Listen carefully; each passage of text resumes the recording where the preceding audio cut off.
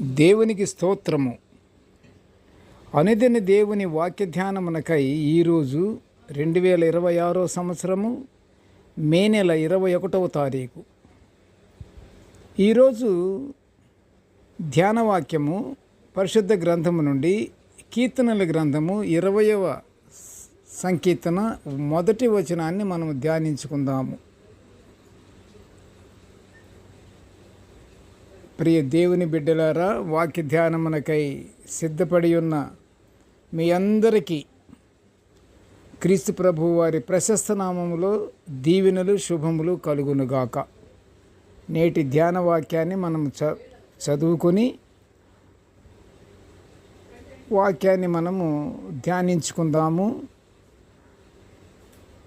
వాక్యానుసారముగా జీవించుటకు వాక్యాన్ని బాగా మనం అర్థం చేసుకుందాము.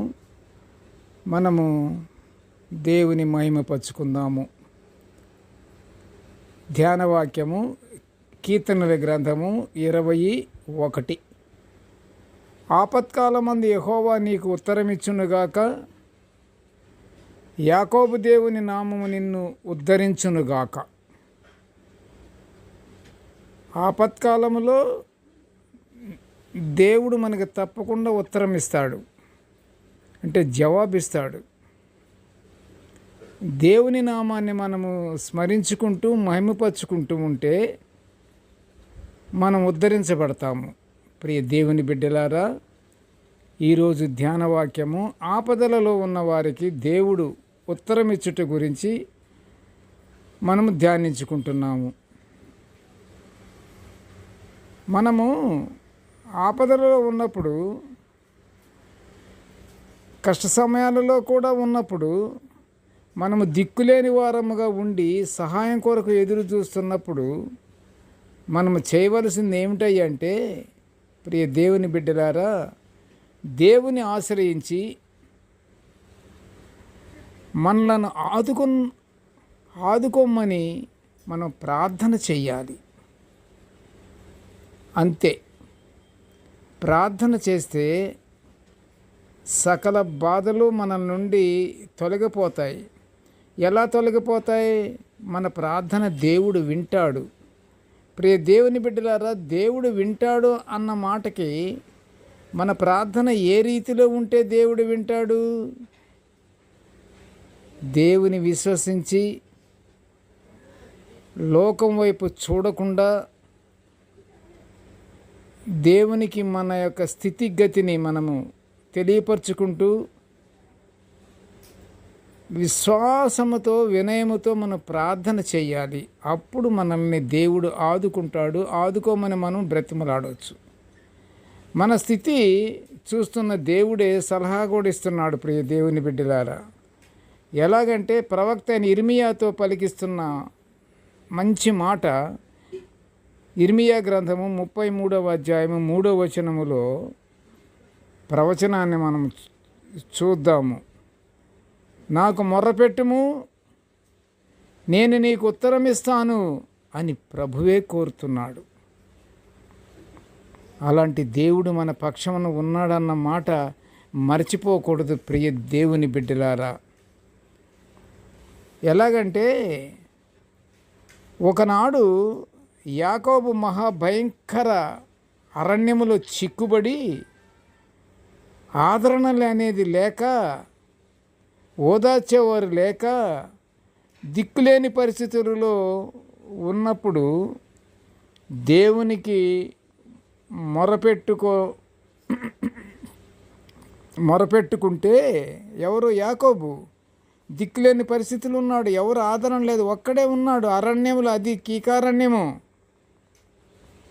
ఒక్కటే ఇక దేవుడే ఆశ్రయం అనుకున్నాడు. దేవునికి మొరపెట్టగా వింతైన సంగతి, ఆశ్చర్యకరమైన సంగతి, అమూల్యమైన సంగతి, యాకోబు చెంతకు ఒక ఆయన చేరి, నేనున్నాను యాకోబు, నేనున్నాను అని అభయం ఇచ్చి ఆశీర్వదించినట్టు పరిశుద్ధ గ్రంథము సెలవిస్తుంది. ఎలాగా? యాకోబు చేసిన ప్రార్థనకి యాకోబు ఏమీ ఆలోచించకుండా దేవుడే దిక్కు అని దేవుడు ఆశ్రయం మనకి పొందుకోవచ్చు అన్నటువంటి విశ్వాసము కలిగి దేవునికి ప్రార్థన చేశాడట. వెంటనే ఆయన వచ్చేసి, యాకోబు నేనున్నాను అని అభయం ఇచ్చి ఆశీర్వదించినట్టు పరిశుద్ధ గ్రంథం చెప్తుంది. ఆశీర్వదించే దేవుడు సజీవుడు. ప్రియ దేవుని బిడ్డలారా, నిన్న నేడు నిరంతరం ఏకరీతిగా ఉన్న దేవుడు. మనం ఎలాంటి పరిస్థితుల్లో ఉన్నను దేవునికి మొరపెడుతూ విశ్వాసముతో ప్రార్థన చేస్తే యాకోబుకు తోడుగా ఉన్నట్లు దేవుడు మనకు తోడుగా ఉంటాడు. అలాగే కీర్తనాకారుడు కీర్తనల గ్రంథంలో 20వ సంకీర్తన 2వ వచనంలో ఏమని ఉందంటే, పరిశుద్ధ స్థలములో నుండి ఆయన నీకు సహాయము చేయును, సియోనులో నుండి నిన్ను ఆదుకొనును అని కీర్తనకారుడు స్తుతిస్తున్నాడు. దేవుణ్ణి స్తుతిస్తున్నటువంటి కీర్తనది. పరిశుద్ధ స్థలంలో నుండి ఆయన నీకు సహాయం చేస్తాడు, నీ ప్రార్థన ఆలకిస్తున్నాడు, ఆయన నిన్ను చూస్తున్నాడు, సియోనులో నుండేమో నిన్ను ఆదుకుంటాడు అని స్తుతిస్తున్నాడు కీర్తనకారుడు. ప్రియ దేవుని బిడ్డలారా, అందువలన మనము ప్రార్థిద్దాము. దేవుడు మన బలహీన సమయములలో మనలను బలపరుస్తాడు. ఆ నమ్మకం ఉంచుకోవాలి. మన బలహీన సమయాల్లో మనల్ని బలపరుస్తాడు అన్నటువంటి దృక్పథము మనకి గట్టిగా ఉండాలి మనసులో. అప్పుడు ఆయన ఆదుకుంటాడు. భయపడొద్దని దేవుడు యెషయా ప్రవక్త ద్వారా కూడా యెషయా గ్రంథము 41వ అధ్యాయము 10లో నమ్మకమైన వాగ్దానం ఇస్తున్నాడు. కాబట్టి ప్రియ దేవుని బిడ్డలారా, మనము సజీవయాగంగా మన శరీరాలను, మన మనస్సును, మన హృదయాన్ని ఆయనకి సమర్పించుకుంటే తప్పకుండా మనల్ని సన్మార్గములో మనల్ని నడిపిస్తాడు. మనకు ఎదురయ్యే బాధలు, కష్టాలు అన్నీ దేవుడే వాటిని దూరపరుస్తాడు. కనుక ప్రియ దేవుని బిడ్డలారా, నిత్యము ప్రార్థన యందు పట్టుదల కలిగి నిరంతరము విశ్వాసముతో ప్రార్థన మనము చేసుకుంటే దేవుడు తప్పకుండా మనల్ని ఆదుకుంటాడు. ప్రార్థన చేసుకుందాము.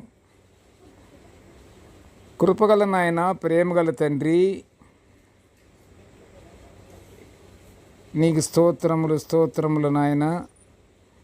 అయ్యా, ఇదిగో నాయన, నీ దివ్యమైన వాక్యాలను మేము నిత్యము ఇలాగా ధ్యానించుకుంటున్న ఈ గొప్ప భాగ్యాన్ని మాకు అనుగ్రహించినందుకు నీకు ఘనమైన స్తోత్రములు తండ్రి. కృపగల నాయన, నేటి ధ్యాన వాక్యాన్ని వింటున్న ప్రతి బిడ్డను ఆశీర్వదించయ్యా. నీకు స్తోత్రములు నాయన. మేము ఎల్లప్పుడూ నాయన, మేము ఎదుర్కొంటున్నటువంటి సమస్యలకు, కష్టాలకు, బాధలకు, మేము ఆపదలలో చిక్కుబడి ఉన్నప్పుడు, దిక్కుతోచని స్థితిలో ఉన్నప్పుడు నీవే మాకు తోడు, నీవే మా దిక్కు అని దేవా నీకు ప్రార్థించుకునే గొప్ప భాగ్యాన్ని మాకు అనుగ్రహించి నీ పరలోక ఆశీర్వాదాలు మాపై కృమ్మరించమని తండ్రి, ఈ మనవులన్నీయు యేసయ్య పుణ్యనామమును వినయముగా వేడుకొనుచుంటున్నాను తండ్రి. ఆమెన్. దేవుడు మనలందరినీ బహుగా దీవించుగాక. Amen, amen, amen.